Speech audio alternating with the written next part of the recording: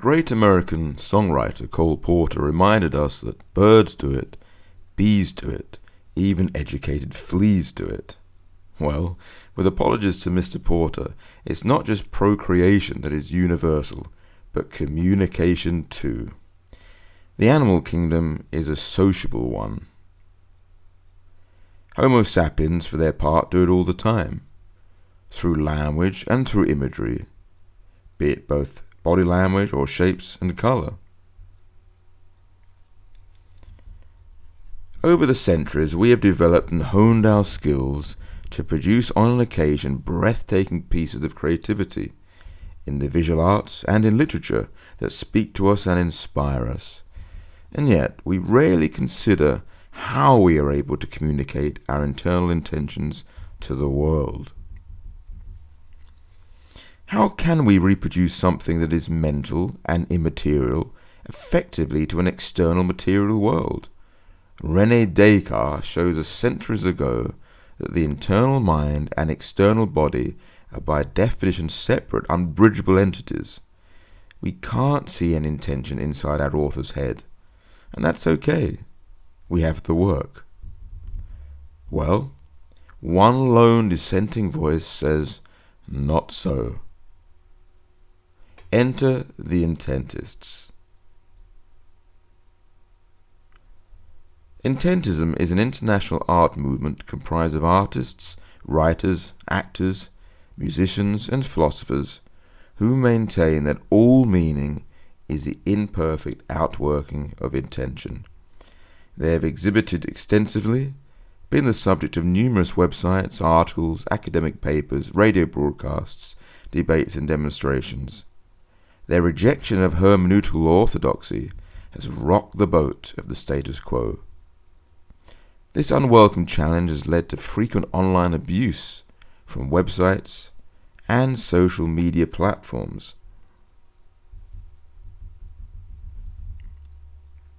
Certain galleries have written combative emails ridiculing the movement's motivation and understanding of the art world.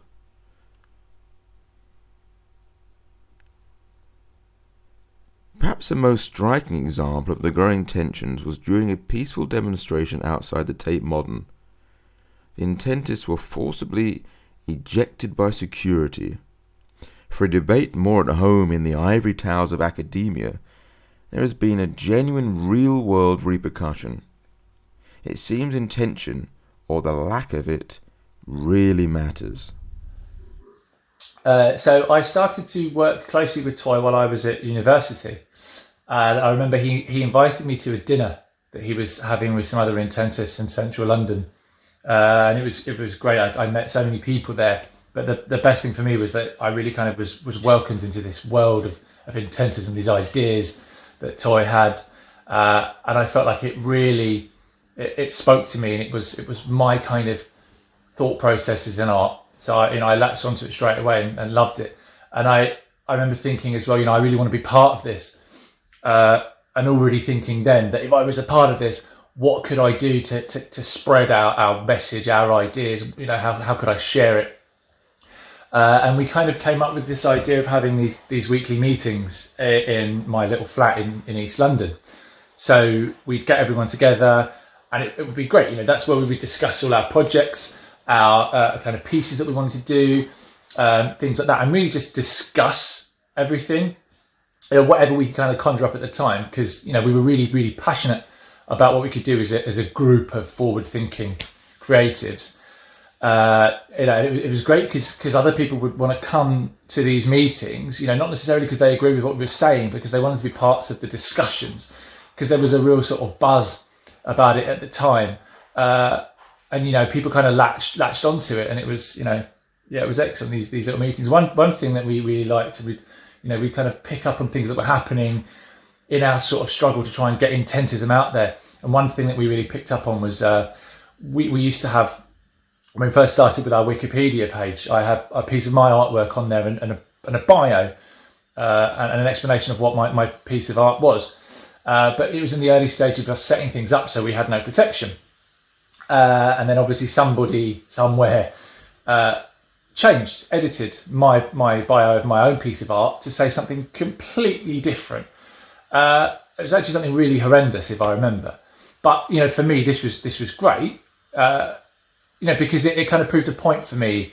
Like I felt like we as artists had no control of the art that we made once it was a finished piece, but other people, could literally just access and change everything you were saying about your work. And I remember we discussed things like this all the time, and it really kind of just sparked some brilliant discussions and debates.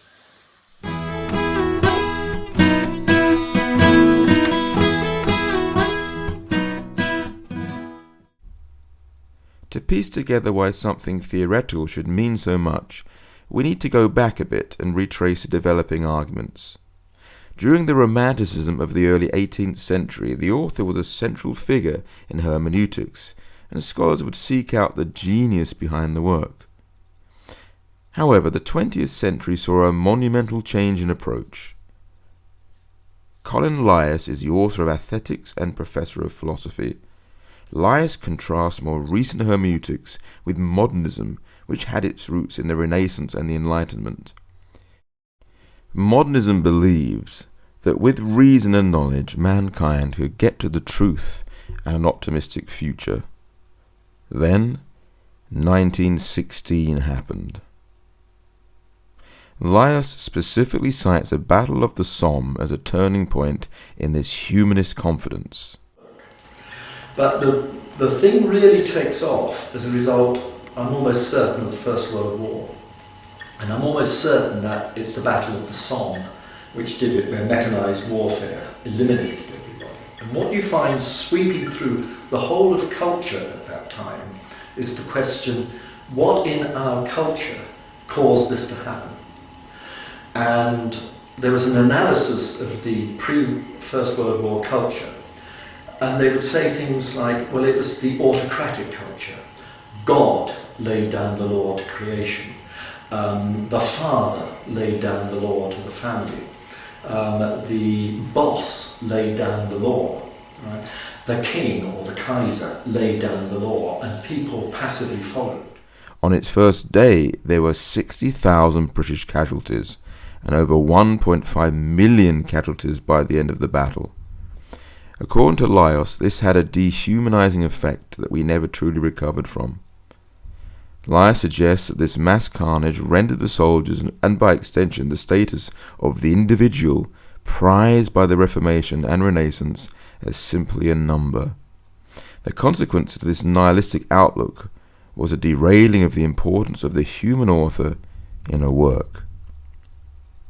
Huge cultural upheavals weren't the only influences on the debate, however. Academics began to question the author's role and his or her tyrannical rule over the work. Stand up, German continental philosopher Hans-Georg Gadamer. Like a tree whose rings reveal its age, Gadamer wrote of the effective history of a work, which is to say that a text or piece of art seen by different peoples of different cultures and times will be interpreted differently. Each new meaning in the work's history is equally valid. And then you've got people like Gadamer, and they would say, when you look at the artwork, what we're really seeing is we're discovering who we are. And so they actually pushed the artwork to one side, and they said, don't worry too much about the artwork. The artwork helped us to realise that creativity helps us to see who we are. But actually, it's all about the interpreting of not just artwork, but life. We are interpreting human beings. We go around interpreting the weather. We interpret a bad day, a good day. We look for meaning in everything. And our looking for meaning in everything is discovering who we are. It's a sense of working out what our being is in the world. Influenced by Martin Heidegger, author of the seminal work Being and Time, Gadamer combined the narrative or horizon of the work's history with a narrative of our own lives. Understanding happens when these two narratives happily meet, or in Gadamer and Heidegger's words, there is a fusion of horizons. And And then people like Ricoeur drew us back to seeing the text of the artwork itself as being significant, and not just seeing the artwork as being a tiny part of what it is to be human beings trying to find meaning in the world and trying to find our identity, but seeing that the artwork can communicate. Now, what is interesting with people like Ricoeur is that they look at the artwork and they see it as not being just a boring shopping menu in a restaurant, or a listing from a shop or something like this, something that's just tedious and practical, but they see something that can have a range of facets. And Ricoeur sees that as being poetics.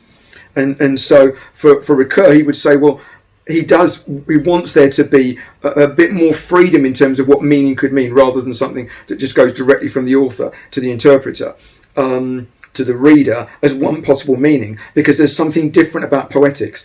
And I think he's got a point, that poetics do have this ability, by being so creative, and the nature of poetics is to play with ambiguity, is to play with subtlety, that it allows the artwork to kind of shimmer and not be one simple direct light.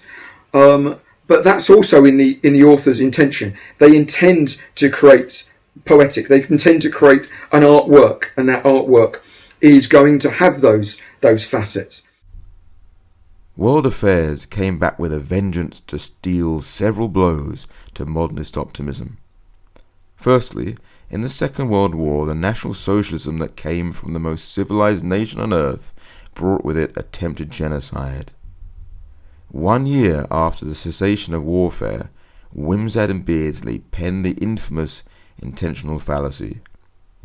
As part of the New Critics movement, the document stressed the importance of the work alone.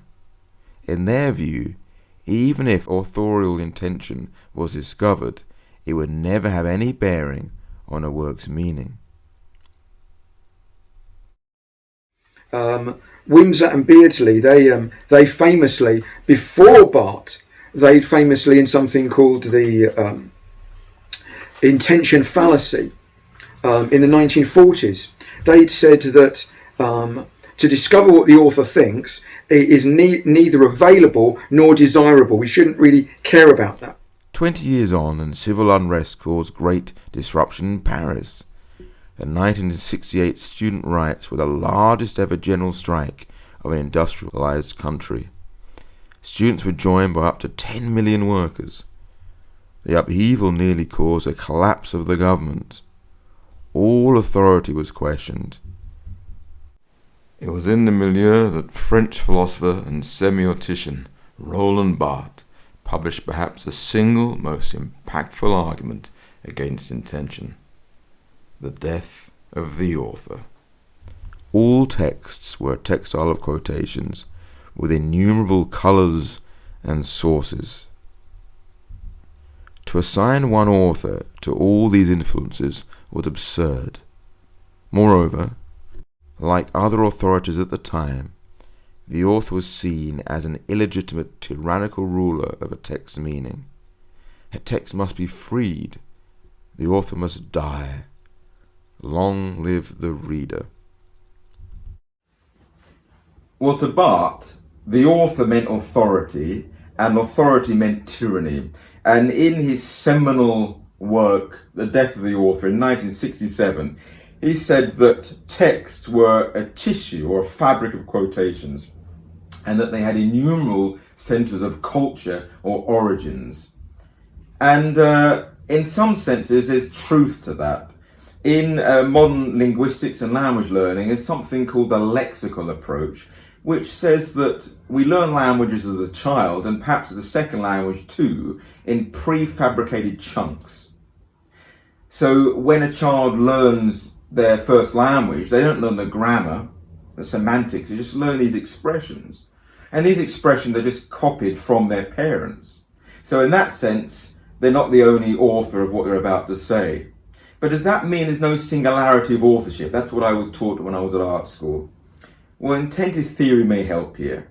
I believe that Barthes came to the party, the theory party, too late, because we need to look beyond the work. We need to see what happened before that. And intentive theory says that we have internal creative acts, external creative acts, and external creative gestures. And I think this is very significant. So an internal creative act is when you think of something, you create something in your mind, and that's it. It may not go anywhere other than that. And that's the majority of things that we create. Then the external creative act is when you decide to put that idea into the world, but you don't have any desire for it to be seen by anybody else. So this could be maybe doodling when you're bored. Some people might write their diaries in code as well. Samuel Pepys did that. So it wasn't anything for the general public. And then there's an external creative gesture, and that's when what you've decided in the internal creative act you want to be shown to the world. You want to make it a public gesture. So there are many things that come from a single creative author before it's manifest in the world and the work. But yeah, people might say, you just move the goalposts. Surely Barth was saying that work has innumerable sources and centres of culture and origin, and surely the internal creative act has the same thing. You just backstepped the argument. Well, again, I would say that intention is where the answer is found here, and it's for this reason. If the internal creative act is inspired by other influences that have intention, so other authors, other writers, other thinkers, then yes, there are multiple authors or multiple authorial influence in the creative act. But if the internal creative act is influenced not by other people's intentions, but say landscapes or a shape of someone's face or something like that, there is no authorship there, and we would say that's open source. It's open source and it can be used freely. So we only have one author. Every October, the Man Booker Prize is announced, and it's a big deal in the literary world, and there have been some big names that have won it over the years. There's been Ian McEwan and Hilary Mantel, and I think that Margaret Atwood's won it maybe 3 times, and it's great. I love reading about it, and it always surprises me each year though. The reason it surprises me is this prize, which is big money, £50,000, goes to the novelist with the work that's recognised as being the great work that deserves this particular prize. And so does the credit. So you might say, Margaret Atwood, 3 times Man Booker Prize winner, something like that. And what surprises me is that is a lot of credit and a lot of money for somebody that the academic world have said is, in a sense, dead.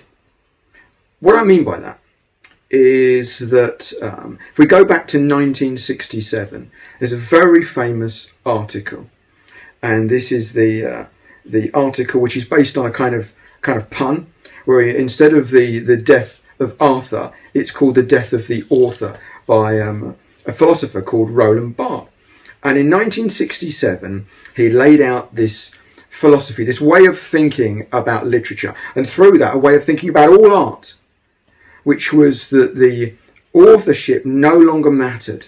And in fact, to even consider the authorship, to consider the mind behind the work, the creative ideas that led to the work itself, was to put all the ideas into a box and to really narrow down and limit what that creative artwork could possibly mean. And he didn't want to do that. He didn't want to limit the meaning into such a tiny box. He wanted to expand the meaning out and give it birth, give it freedom to be able to be a whole multitude of things, to have many facets. And being a postmodernist, he loved the idea of many facets of things.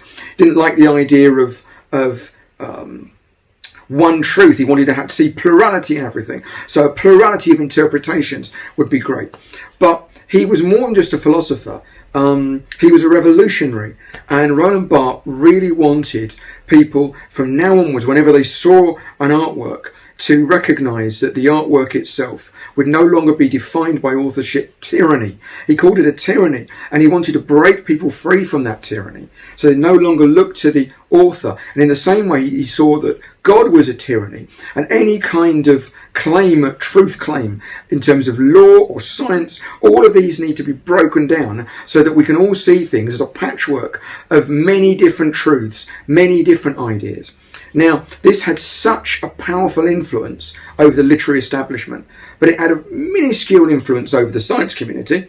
When you talk to a scientist, they will say there is one truth. They won't say there's a multitude of truths. They won't say to you that this medicine doesn't work, does work, who knows whether it works. You can decide whether it works. It's your choice. They will explain to you, based on the scientific testing, to what extent they believe it works. And when you talk to a mathematician, they'll say something similar. They won't leave it to you to have your own interpretation and choice on what is right scientifically or mathematically. And yet, in terms of literature, the common attitude now is that the artwork itself speaks to you, and you have the freedom to choose to interpret it any which way you like. Now, that at first sounds great, and a lot of artists have bought into this. From that particular generation, from the 1970s, 80s and 90s onwards, the last 50 years, they bought into this idea, and they'll show you an artwork, and if you might say, well, what does it mean? They'll say, what do you think it means?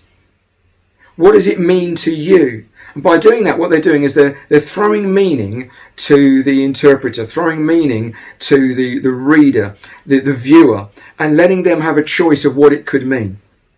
When you look at Schleiermacher, you can see that when he's trying to understand how the meaning of the artwork can be drawn from an artwork, he sees the relationship between small units such as words and the bigger unit such as the sentence or the whole artwork, and the interplay between, like a shuttlecock, between words and sentences, between sentences and chapters, between chapters and the whole work. That movement, you understand what the word means, each individual word, enough to get a sense of the sentence. But understanding that sentence more means you can go back to the individual words and get a fuller sense of each word. Understanding a sentence helps you to understand a chapter, but as you understand the chapter more, you can go back to that sentence. And there's that kind of movement backwards and forwards that he suggests. It's not ideal, and it doesn't fully work because we read things in a linear fashion. We don't go backwards and forwards. I don't read like that. I don't go back to the first chapter, read it again, go back to the second chapter, and back to the first chapter. Or I've read the third chapter, let's go back to the first chapter again. We remember certain elements of each chapter, but it's not really a shuttlecock happening in the same way that he describes. The next assault on the author came from a very different French philosopher. Michel Foucault brought a mystique and charisma to the table. With a turbulent private life, he provided both gossip and glamour. 2 years after Barthes' Death of the Author, Foucault penned What is an Auteur? One of his central arguments is that authorship is only a recent construct since the advent of copyright, as authors wanted to protect their rights. Well, Foucault, in his seminal work, What is an Author, he said that this new concern for authorship status was only from the 19th century because of new copyright rules that originally meant for property. So you wanted to make it certain that people knew that you were the author because you might be able to get money from it. And many of the old fables are passed down to us. We don't really know who originally penned them. But I like to think about the three most significant stories that have been passed down to us over the years with you. And they're religious texts. Now, first of all, Islam. In 1610 AD, the angel Gabriel visited Muhammad in a cave and told him to recite, and that's what the word Quran means. Muhammad penned everything that he was told down, and that became the Quran. So for Muslims, the reason why they have the Quran is because they believe that text, the author, is God himself. Secondly, let's look at another major monotheistic world religion, Judaism. Now, the first 5 books of the Jewish scriptures are called the Pentateuch, and they traditionally have been penned by Moses. And many of the 39 books of the Jewish scriptures, they're named by the author, like Isaiah and Jeremiah, etc. And then thirdly, Christianity. What have we got there? There are 27 books in the New Testament. And the reason why they were chosen by the early church was that they needed to have been written by disciples of Jesus or followers of Jesus. And the big picture Paul writes in 2 Timothy chapter 3 verse 16 that all scripture is inspired by God, and the actual classical Greek for that is all scripture is breathed out by God. So the big picture is, according to Christians, the New Testament, in fact the whole Bible, the author is God himself, and this is way before copyright. French Algerian-born philosopher Jacques Derrida wrote of la différence, in that meaning is always deferred. He coined the terms deconstruction and undecidables. A text, according to Derrida, can be turned in on itself and deconstructed, which will reveal internal inconsistencies and surplus contradictory meanings. In sum, all texts will have more than one meaning. Well, Derrida spoke about la différence, and that meaning is always deferred, and there is some truth in that when you look at language, there's often some excess meaning. But as a thought experiment, let's see if there are any universals in language, because that might poke a hole in Derrida's argument. Well, first of all, we have onomatopoeic words that sound very much like they are. And then Steven Pinker, the Harvard professor, spoke about various other things that are somewhat universal. For example, that front vowels, like E and I, often relate to small or light things, like little, and back vowels, like O and U, often refer to big things, like humongous. And then in 1929, there was the Buber and Kika experiment, where various people were shown shapes, and they had to decide whether a shape was a Buber or a Kika. They didn't know what Buber or Kika meant, and they were shown the shapes for the first time. And universally, people associated one shape with Buber and one shape with Kika. So again, shapes and words and sounds, to some extent, if they're not universal, they're not arbitrary. One of the newer positions has been espoused by American literary theorist Stanley Fish. In Is There a Text in This Class?, he states that a text does not have any meaning outside the cultural assumptions of an interpretive community. Each reader is part of a community and brings this baggage to their understanding of any text. Moreover, we are unable to determine if another reader is part of our interpretive community because we would have to interpret their responses through our interpretive bias. Yeah, there is a problem with Stanley Fish's belief that interpretive communities are the best way to understand how texts are understood. Who delineates where a community begins and ends, or when a community begins and ends? Moreover, how big does a community need to be valid? Can I have a community of one?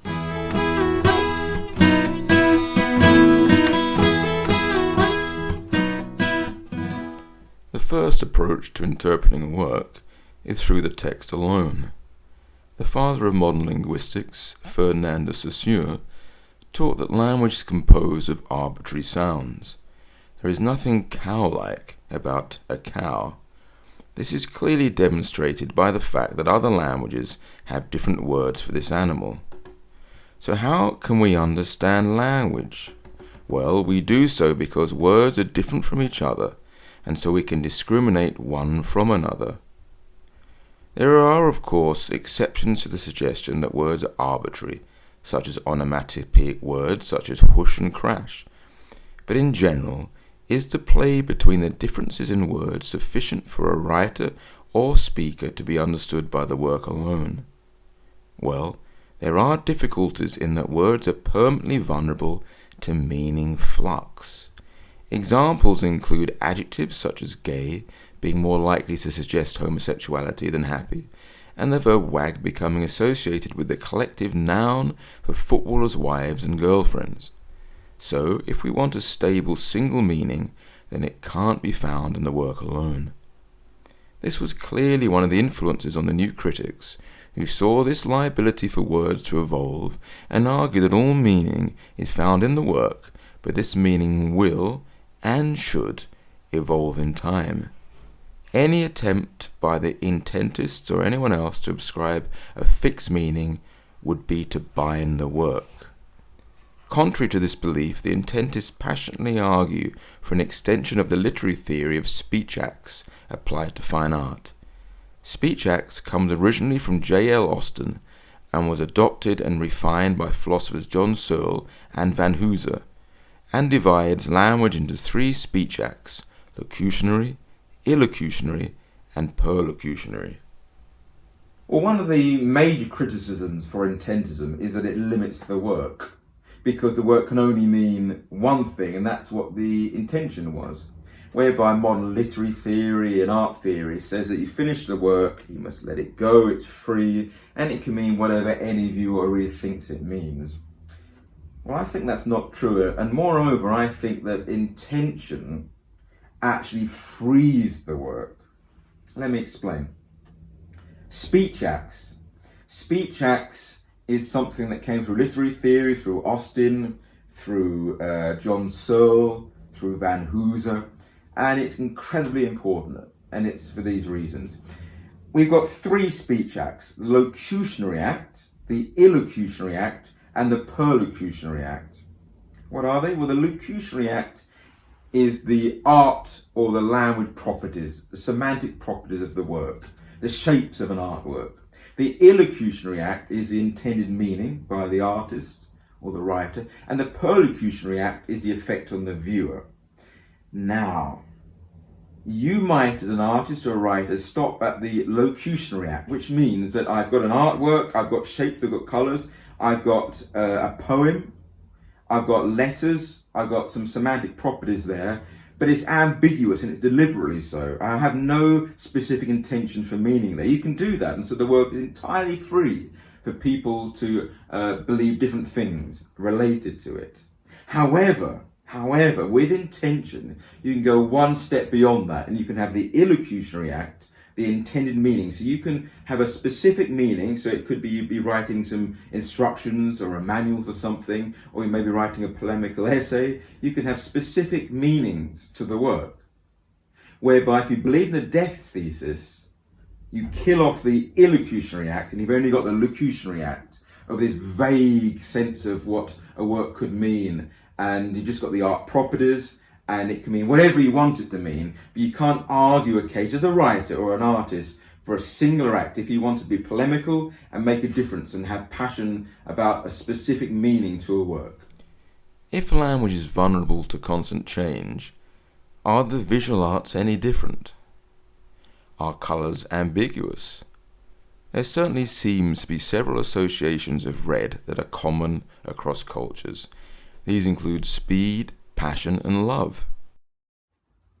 There is an argument that seems to be a knockout argument against intention, and that is this: if there are universals, true universals in colour or shape or sound, then surely that trumps any intention. It's a thought experiment. Obviously, we can't say categorically that red only affects certain people in a certain way or a certain sound for that matter. But as a thought experiment, let's say there are true universals. We've already mentioned, I think, that onomatopoeic words in relationship to Derrida do suggest that his idea that meaning has to be deferred isn't ultimately true, because we do have a consensus for a certain idea and a certain belief to do with a certain sound. But let's say beyond onomatopoeic words, there are true universals. It might be a certain colour or shape, or maybe a minor key in music that is melancholy. Let's say that isn't melancholy for the majority, but it's truly biologically universal. Well, if that's the case, what if an author uses, for example, a minor key and says that the music is happy, that the intent of the work is to be happy? Surely that is a good case study to show that the work trumps the intention. The intention actually is not valid. Well, no. And the reason is this: if in our thought experiment that truly is a universal, that must by definition mean that the author also knows that he's using a minor key that is sad.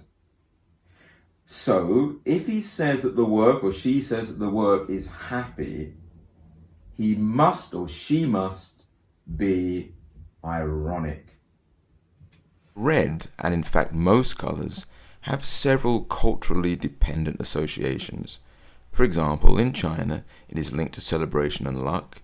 In India, it is related to purity, and in South Africa, to mourning. Similarly, shapes and colours can have multiple interpretations. The broken cross found on the flags and armbands of National Socialists is called the swastika. However, in its mirrored form, it can be found in Buddhism, symbolizing nirvana and the release from suffering. Gestures too can carry a variety of meanings. This gesture signifies okay in many countries. However, in Brazil and Germany it is particularly crude. In Japan it signifies money, and in France it signifies zero or worthless. So it seemed that associations of a text or artwork can change. The following case studies will help clarify the Intentist response to this in contrast to the new critics. Imagine a young child who decides to draw a picture of his or her mother. Due to the child's age, the work bears little resemblance to her, however, and looks more like a monster.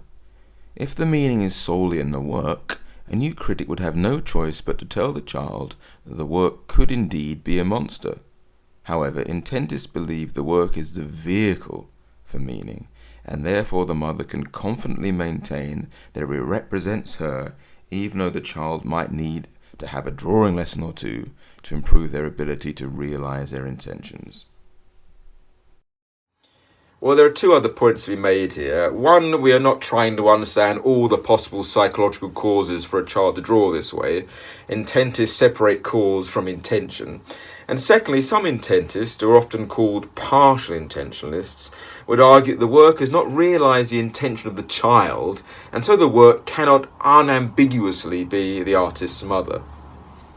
I'm pleased to see the Intentist movement succeeding. Really, for too long, artists have felt pressured to say that their works can mean whatever the audience thinks they mean.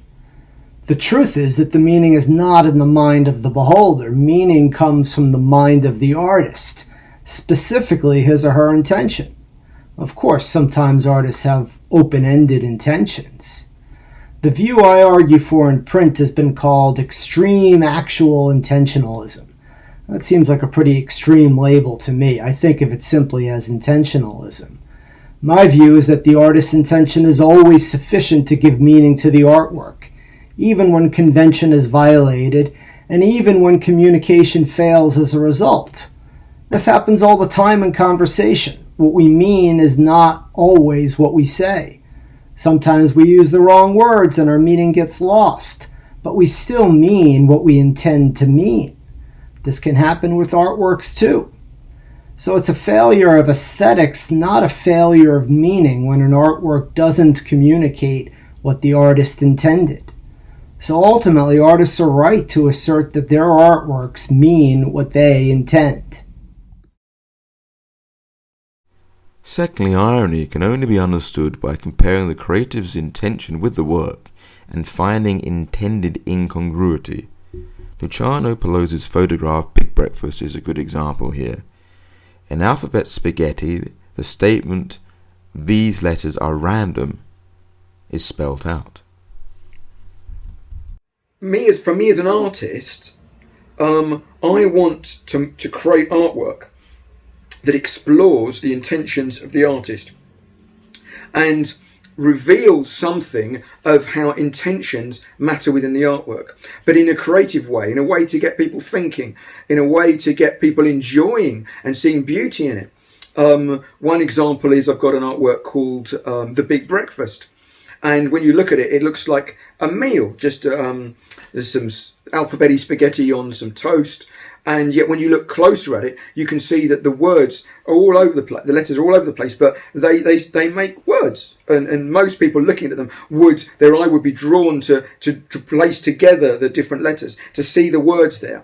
And the words say that the letters don't mean anything. The words say these letters are random. And that's a problem because we've just told ourselves that they're not random. And so the process of me working through the painting is saying to me that the letters are random, but they're not random because I've read the word saying his letters are random.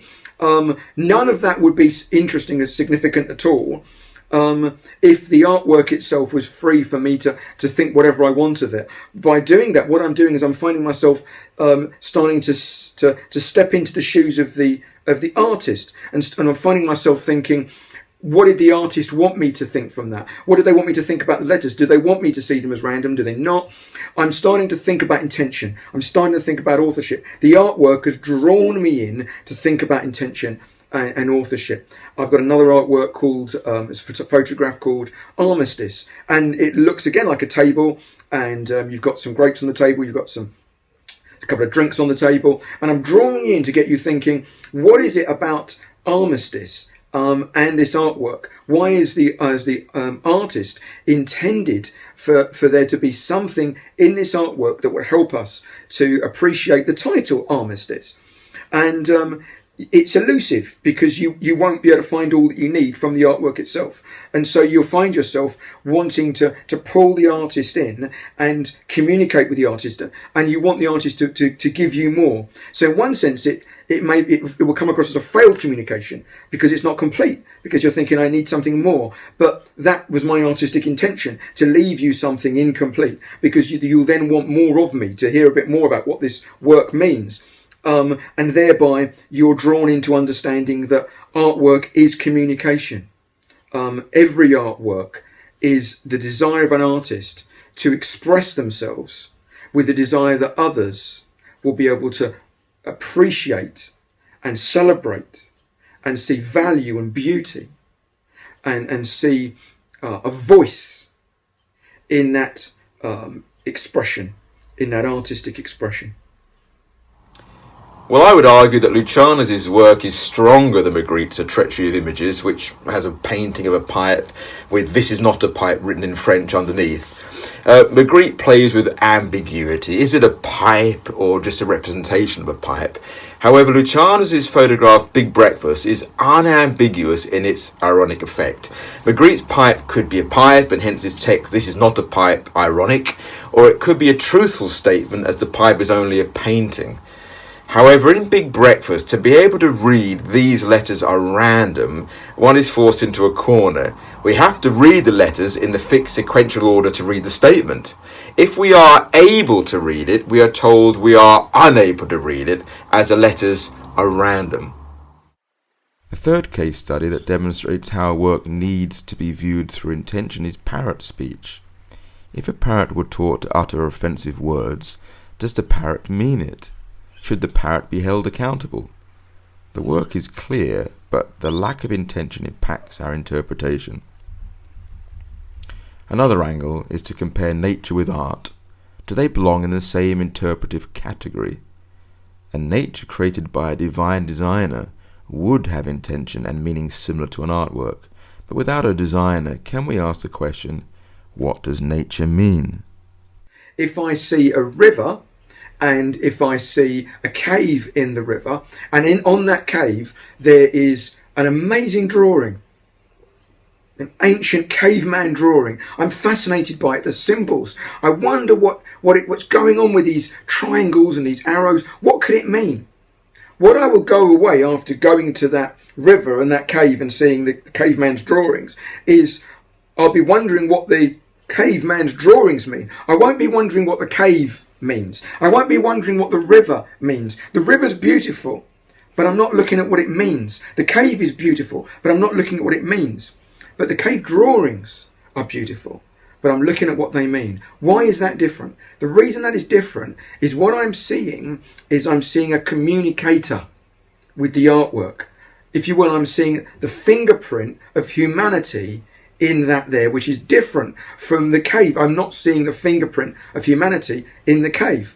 It's beautiful, but I'm not seeing intention. And what's really exciting about the drawing in the cave, compared with just the other colours that you might find in the cave, is that a human being has attempted to communicate. A human being has expressed themselves. The same humanity that I have, another humanity, another person with that same humanity has it communicated, and there's a sufficient overlap in all human beings that there's maybe a way that I can access some kind of understanding what that means. I might need to go to understand the cave people, but there's something exciting happening here. And it's the elusive nature of meaning, how difficult it is to find meaning, that has led to these many ideas about trying to take meaning away from the author. Because you think, well, we're never going to fully understand. That's what Wimsatt and Beardsley meant by not available. We're never going to fully understand what an author intended. So we're never going to have fully realised meaning of the artwork. It's never going to be fully understood by anybody. But that's okay. We shouldn't worry about that. What we should know, because the alternative of pulling it away from the author is to say that the author is no longer able to communicate. He can express himself and someone can interpret the artwork, but there's this wall that's been placed by Wimsatt and Beardsley, this wall that's been placed by Barth, and everyone has accepted that. And the wall has said the artist can no longer speak across that wall to anybody who receives the artwork. On that wall, if you will, the painting is there. The artist paints the painting and the artwork is on the wall. And then someone else is looking at that artwork, but there's a brick wall. They're going to see the artwork. In a sense, they're going to see the relationship between themselves and the artwork. It's very much a lot of modern criticism have been looking at how artwork can be like a reflection of yourself, so you can see yourself in the artwork. There is one final argument Intentists throw at those who separate work from author. When critics discuss works of art, it is common to discuss the work by using adjectives of the mind behind it. Therefore, works can be described as sensitive, or naive, or intelligent. Professor Lias argues that we instinctively attribute mental qualities to works, since we know works are expressions of creative minds. If to the Intentists there are problems in associating meaning entirely with the work, could meaning be found in the reader or viewer's response? What would be the logical consequences? What if a viewer decided the work, any work, was racist? Would it matter if the artist's intentions were innocent? It came to light that German philosopher Heidegger not only supported Hitler, but had written several papers praising National Socialism. Should this make any difference to how we view Heidegger's work? Furthermore, an art historian and an uneducated child with opposing interpretations would both be correct. What then would be the merit in studying? Intentists are fully aware that people interpret art differently. In many cases, this only enriches the art. However, a helpful way of understanding this variety of interpretations comes from the literary critic E.D. Hirsch, Jr., who wrote the seminal text Validity in Interpretation. In it, he argues that the meaning is fixed to the realized intention, but these changes in interpretation are different significances a work has on a viewer. The following case studies illustrate this difference between meaning and significance. Firstly, Matisse's La Bateau was hung upside down for 46 days in 1961 in the Museum of Modern Art, New York. Once the error was discovered, it was rehung. However, if meaning is found with the viewer alone, why did they need to change it? Secondly, the famous statue in Piccadilly Circus, London, is popularly known as Eros. However, artist Alfred Gilbert sculpted the work as Anteros, the Greek god of unrequited love. This illustrates the point that even if the majority assume a position contrary to the artist's intention, this belief is a significance only, and the work's meaning remains unchanged. The remaining option where meaning can be found lies with the artist's intention. The first and one of the greatest influences on intentist theory is the philosopher Paisley Livingston, author of Art and Intention. In it, he provides a definition of intention that intentists have been using ever since. Intention is a performance expectation. The aim of the artist is to realize this expectation in the work. One of the biggest influences on new criticism and postmodernism was Sigmund Freud. Since the human mind is so complex and its subconscious so important, can an artist ever be fully aware of his or her intentions? Intentists argue that this difficulty can be answered by separating intention and cause. An artist will never be fully aware of all the conscious and unconscious causes of a work. He will be more conscious of his intentions. Picture a man saying to a woman, "I love you." Causes of this statement might be that his lover subconsciously exudes a charm that reminds him of another lover. The words "I love you" might be an influence from Hollywood films. The man therefore intends to express his love for the woman, and he does that even though many of the causes behind the expression are unconscious. Another difficulty against intentionalism is a difficulty for any viewer to access the artist's intentions. René Descartes famously wrote about mind-body dualism. That is to say, they are entirely separate. The mind cannot be analyzed. All we have is the work. In addition to this is the mind of the viewer. He or she will have so much mental baggage that an objective response to the work is impossible. Furthermore, theorists speak of the impasse of the hermeneutical circle. We only understand the parts of a work by understanding the whole, and we only understand the whole by looking at the parts. However, is this really our experience when decoding a work? Is not our understanding more like a pendulum whose swing is initially wide, but as we engage more carefully with the work, the pendulum refines its swing more and more towards the center? If the hermeneutical circle is like a children's roundabout, philosopher Van Hooser described the pendulum analogy as a hermeneutical spiral. Although readers have certain baggage they bring to the work, through study and close reading the viewer can get close to the meaning of a work. So, then if we need close study to understand a text or painting, where do we need to go? The artist's sketchbook, the body of work of an artist, the art and literary genre he or she works in, the culture of the artist, and artist interviews are all excellent sources.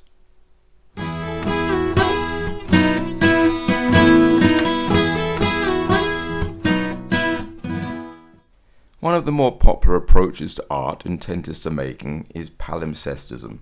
A palimpsest is a manuscript that has been scraped and reused.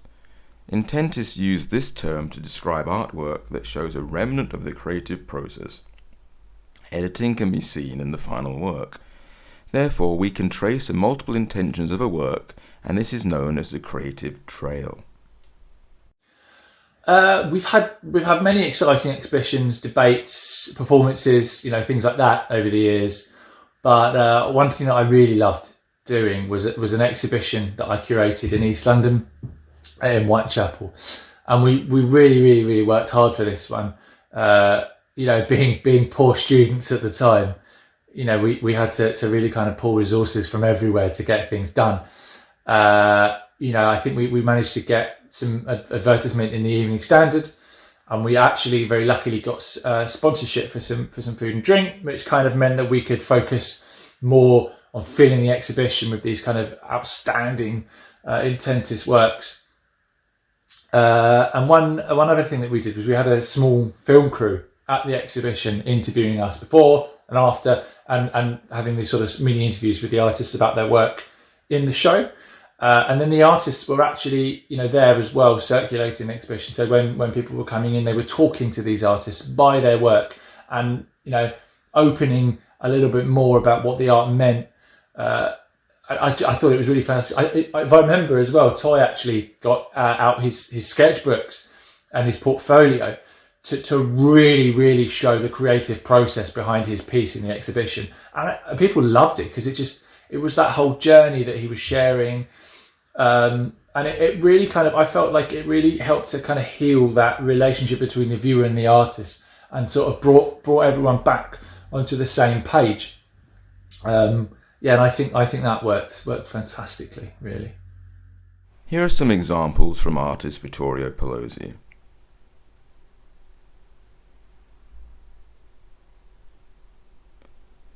One of the more significant palimpsestic works to come out of the art movement is Vittorio Pelosi's The School of Postmodernism. The work is a satire based on Raphael's The School of Athens. Raphael's work is flooded with the most prominent Greek thinkers, and Pelosi recreates similar postures for figures influential in postmodernism. The setting is a life drawing class, arguably the most objective art discipline. However, each artist's work is distorted through their postmodern spectacles. For example, Heidegger focuses in on the model's shoes, reflecting a seminal essay Heidegger wrote about a still life of shoes by Van Gogh. In addition, the shadow of his easel forms a Nazi swastika.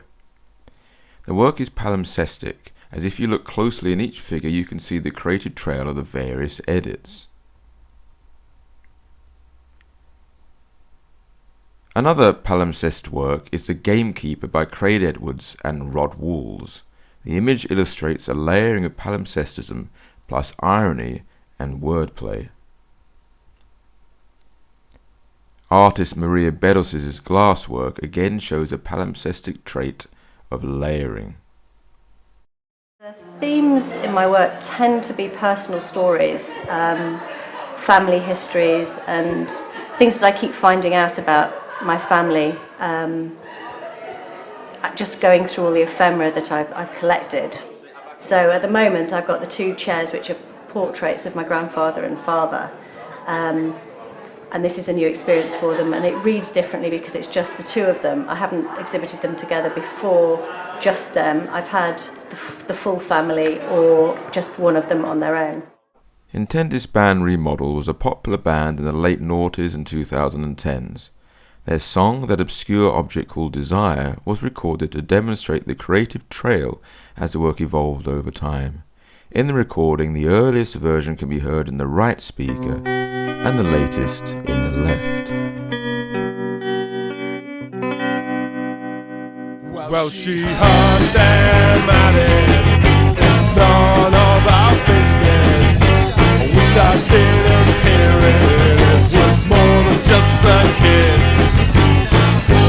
Now I'm wishing I'd said a thing.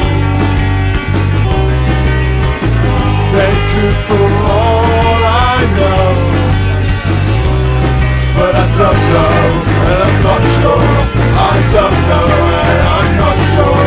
Should I give a damn? I'm not so sure at all.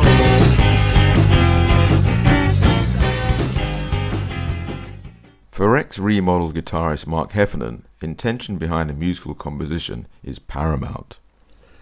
So the idea for Dead Heroes really kind of came about as I woke up one morning and, as the first line says, kind of found out that yet another person that I'd respected had from the music industry had died. I think it was Mick Kahn from Japan. And a few years later, I actually came down to kind of write the song and record the song properly. And I collaborate a lot with a friend called Tim.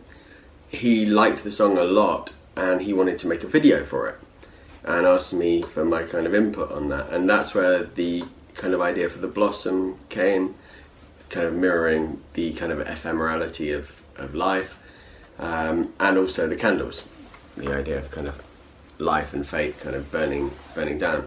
I think the other thing that I had particular input on regarding that would be the kind of the flashes of images, which was a deliberate kind of imitation of Jean-Paul Goude's work, who worked with Grace Jones in the 80s, and he would often have these kind of collages of kind of imagery, and I wanted something approximating that.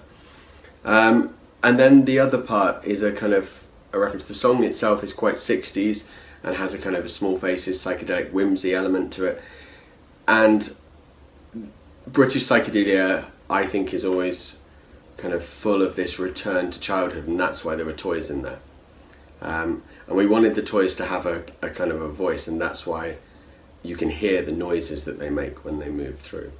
So that's a little bit about the kind of the ideas behind the video. And I've found that when I explain these things to people, people find it quite engaging and interesting, and I think it is important that we think about why we make choices. Yes, allow for spontaneity, but definitely there needs to be a why behind a lot of this.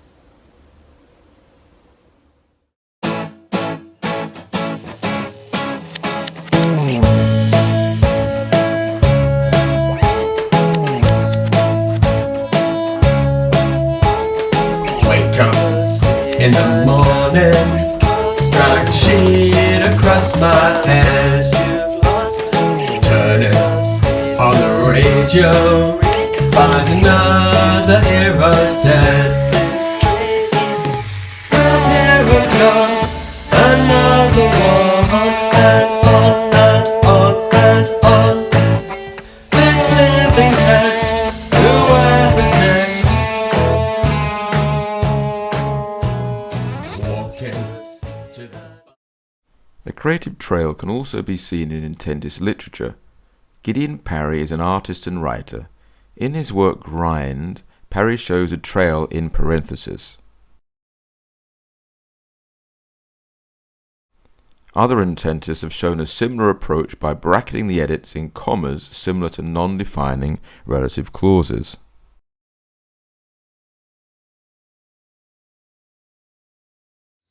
So I've written a novel which is called End of the Line, and it's actually a novella with a comic edge, and it's based on my experiences of having worked on the London Underground as a tube worker. And I've written it in the second person perspective, so the you do this, you do that, really to align the reader with the authorial intent of experiencing firsthand the action.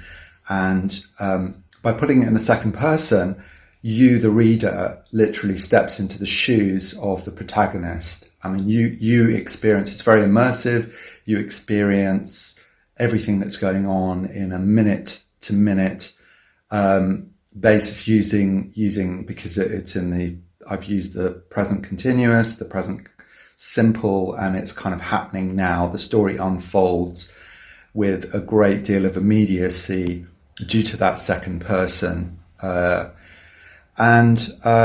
This, I was quite influenced by after having read Bright Lights, Big City by Jay McInerney, and that's written entirely in the second person, and it throws you, literally you're thrown, you experience everything that's happening to the character as it happens to the character. And I really wanted to have my readers experience life on the tube with all its humour and craziness, etc. A second significant approach to creating art advocated by the Intentists is what is called a-narrative art. Much modern art theory regarding the death of the artist finds its origin in literary theory. One basis of that is Heidegger and Gadamer's theory of a fusion of horizons in the relationship between our life's narrative and the works. This is a much stronger argument for texts which have a linear order of expectation, starting at the first letter and ending with the last. However, the approach is much weaker in the arts, particularly any art that is close to being a narrative. That is to say that a viewer can approach the work in multiple ways. Music is less linear than text, since in a text, a letter needs a context. But a single note can be distinguishable and understood. Music alone can be polynarrative, in a sense that chords are individual notes on top of each other. Words simultaneously written would be impossible to read, and a combination of colours simply become one new colour. An example of an artist working like this is artist Govinda Saar.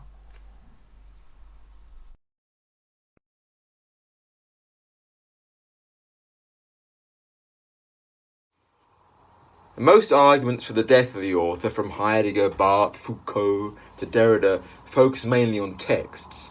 Texts are linear and have a beginning and an end, in a sense a chronological lifespan analogous to our own. This is one of the first building blocks of Gadamer and Heidegger's belief in our life's horizon and the work's horizon. However, fine art can be, but never totally, a narrative. Most eyes may be drawn to the most colourful part of the work, for example, but this isn't the same order of expectation as in a text, letter by letter, word by word, line by line. So a narrative work, like Govinda's, does cause problems with the death thesis. Other prominent artwork from the Intentists include a satire on Tracy Emin's Everyone I've Ever Slept With tent. Intentist artist Sidney Hainton joined forces with Vittorio and Luciano Pelosi and attended a prominent music festival called Brownstock. They set up a tent with candles and choral music inside. The festival attendees were encouraged to go in one at a time and write a confession on the tent wall. The two rules were, firstly, that the confession had to be true, and secondly, it must be anonymous. Once they came out of the tent, the intentists took their photo. The work was exhibited alongside all their portraits to demonstrate how natural it is for a viewer to see a work, i.e. a confession, and want to link it to an author, i.e. a photo. Another form of intentist art is with intent films. This particular film was intended to emphasize the creative trail in filmmaking. I was approached to make this film following the principles of intentism, and what really appealed to me the most was the idea that any mistake or any previous thought was going to be kept throughout the entire work. So I ran with this and came up with a concept that involved finding, auditioning actors to be in the scene. And then we ran through some series of improvisations. We filmed all of that, and we selected one improvisation that carried the most kind of interest and the best kind of dramatic weight. And then the next stage was to get the same actors to come back later for a table read, which was comprised of a transcription, word-for-word transcription of the improvisation. And this was done a lot more coldly. There was not very much characterization in it at all. It was in a hall, and they were just reading the exact transcription of what they had done in the improvisation. Whether or not that included mispronunciations or using the wrong words or hesitations or slips of the tongue, they were all kept in the text. And then finally, the whole scene was shot on a location with costumes and props as a slice of life to kind of make the whole process go from improvisation through table read through the actual scene. And then these three versions of the same scene were going to run simultaneously, synchronized at the beginning, but of course they would all lose their timing as they went through. But it was the same actors using the exact same words and saying the exact same lines, and that was the project. So where are the intentists today? Well, they've written multiple books on everything from theory to art practices. They have debated in multiple art institutions and had their theories discussed in mainstream art theory books. Weekly bite-sized intentist chunks are uploaded to YouTube called Intentist Bites. And a regular podcast hosted by Vittorio Pelosi entitled Intentism Shows is on most platforms.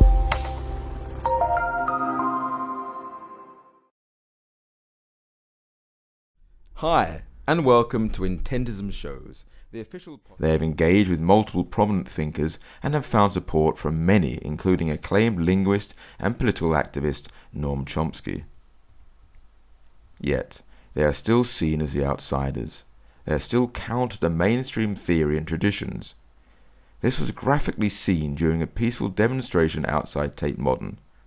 Ultimately, they were forcibly escorted off the grounds by security. Even the debate at the Royal College of Art on intentism found Vittorio Pelosi debating alone against the three other panellists that included eminent poet George Xerxes and Emeritus Lord Northcliffe, Professor of Modern English Literature of the University College London, John Sutherland. According to the intentists, it's a battle between the old guard and the new. It's a war over the very basis of what it is to be human, to communicate. What is meaning itself? How do we speak and engage with each other? It's a fight that the intentists are not going to give up easily.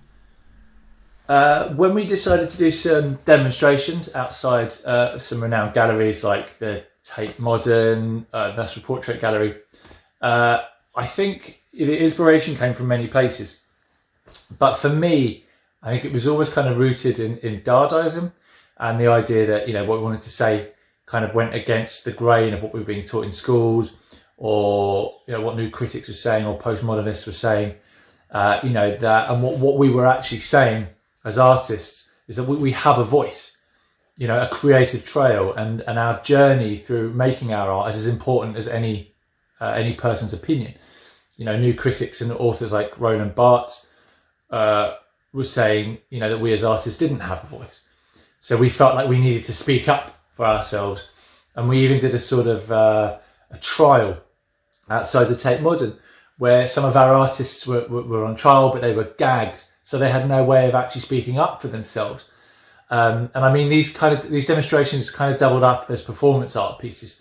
So, we were really enthusiastic about doing more. And each time we kind of thought new ways to make it less protest art and more an artistic demonstration, because, that's what was important to us, being able to speak freely about our own art and have ownership over it. And to speak up about those kind of things. Can it really be the case that when I speak to you now, I can communicate with you, however imperfectly? When I begin to write or paint, I become suddenly dead to you. Can you really no longer hear me when I pick up a pen? Do you really only see your own reflections in every artwork, your own face in every portrait? Are you really hermetically sealed in this bubble that no artist can communicate with you through their art? Intentionist skeptics would have us believe this. Thankfully, the truth is much better news. Let me finally quote again from the Intentist Manifesto.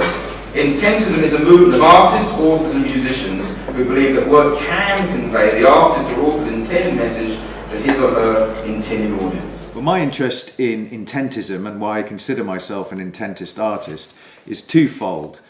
The first reason I consider myself that is that I don't really understand the postmodern notion of the death of the author, the idea that the author isn't important in the interpretation of a piece of work. Why would you paint? Why would you make a film? Why would you write unless you wanted to say something? So that confuses me, and it doesn't seem to hold water. And even if you wanted to, in some avant-garde way, make a work with no intention, that is in itself an intention. Your intention is to have no intention. So again, it's almost a bit comedic, the theory. It just doesn't work. But the second and probably most important reason for me, and at least why I was initially interested in the intentist movement, was that I kind of wanted to be accountable. I wanted to feel that people could ask me about my work or read about my work in order to know what I was doing. As a documentary filmmaker, sometimes I encounter ethical quandaries, shall we say, and perhaps I haven't always made the best decisions. I think it would be impossible when you have to make as many decisions as a documentary maker has to always be right. And so I think it's my responsibility, because I have a privilege of communicating my thinking to an audience. I think it's also it comes with responsibility that I should be accountable for what I'm doing. I should accept Q&As. I should write about my work if I can and say why I made particular decisions. Now, in my opinion, there's a sort of third thing. In my opinion, actually Roland Barthes, when he wrote Death of the Author, was kind of having a go at people. I think the text has been slightly misinterpreted. I think he wrote it in anger because he was surrounded, his milieu, no doubt, were rather kind of self-assured geniuses, so they thought. And they probably came across slightly arrogantly. And I think that Barthes was sort of clipping their wings and saying, you're not the main thing. That the audience also interprets this work. And there's a little tiny kernel of truth in that, of course. And an audience does interpret work. But the idea that you wouldn't include the original intention of the maker seems to be crazy. I did meet a filmmaker once, actually, a documentary filmmaker once, who said this, and I couldn't quite believe I'd heard it. My work is not about aboutness. I think that says it all.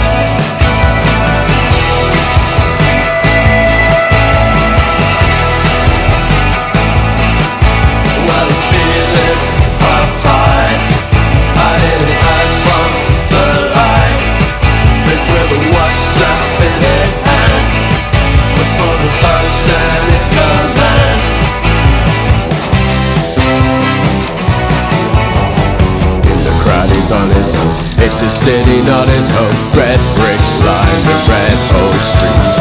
Saragossa up the hill, cycling under scorching heat.